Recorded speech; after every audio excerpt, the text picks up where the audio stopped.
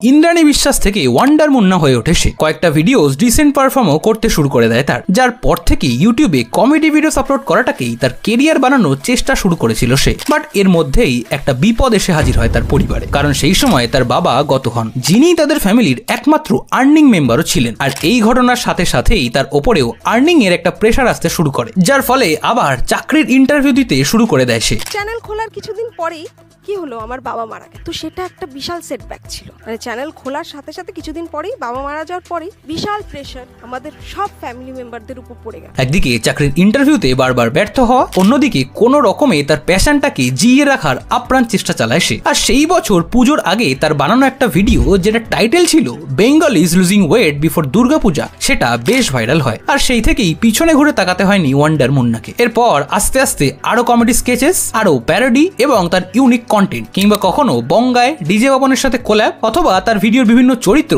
যেমন তার মা, ঠাম্মা, ঢঙ্গি দিদি, এনআরআই দাদা, এই ক্যারেক্টারগুলো বেশ জনপ্রিয় হয়ে ওঠে।